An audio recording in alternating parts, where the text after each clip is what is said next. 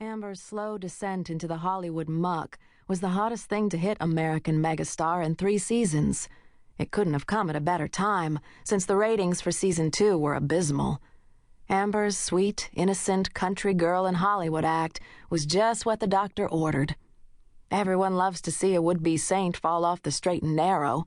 That kind of drama sells magazines and brings in TV viewers by the hundreds of thousands. What an act. Now, taking in the sun-speckled main street of Amber's birthplace, I had the startling realization that Amber might be for real. The thought was followed by a sudden and intense burst of guilt and the perverse idea that having Amber make the final 5 on the show was like throwing a lamb into a pit of hungry lions.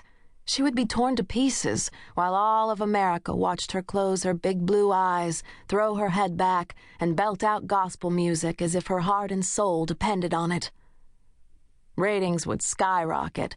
Viewer votes might keep her in the running until the very end, assuming she didn't self-destruct before then. Over the past 3 months, Amber had turned my job into something between a waking nightmare and a tightrope act. Just about every week, she gave the tabloids something delicious to print, and me some bizarre incident to carefully spin-doctor to the show's benefit. In her defense, Amber pleaded that every single faux pas was an innocent mistake.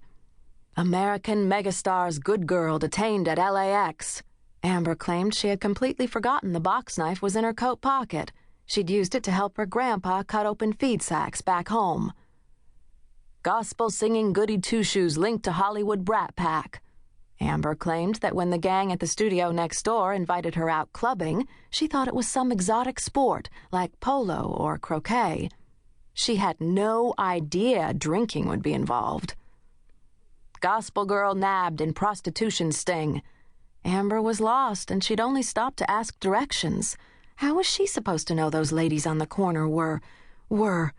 She actually blushed and stammered and took a full minute to whisper the words, "ladies of ill repute." If it was an act, Amber was an actress worthy of an Academy Award. The show's crew even had an Amber pool going, a harmless little bet on when Amber's innocent facade would finally crack. Everyone except Rosita, the cleaning lady, was in, and that was only because Rosita didn't speak English. Not one crew member believed that Amber's farm girl act could last forever.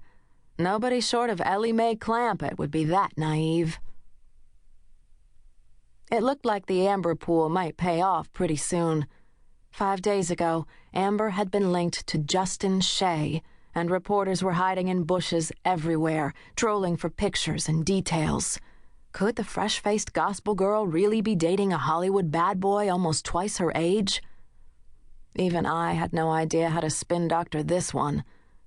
When the latest Amber rumor crept into my office, I had accepted it with a sense of resignation.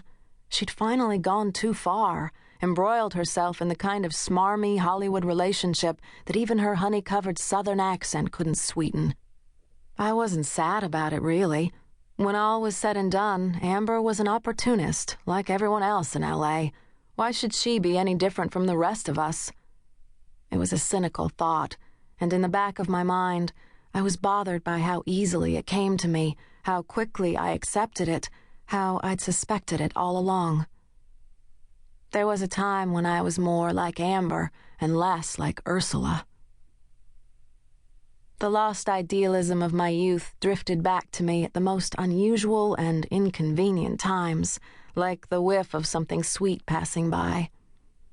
As I took in Amber's hometown, it left behind a vexing question.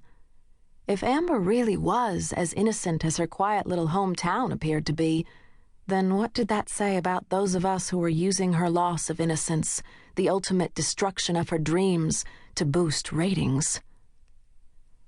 If I was unsure where to stand on the issue of Amber Amberson, her hometown seemed to have no question.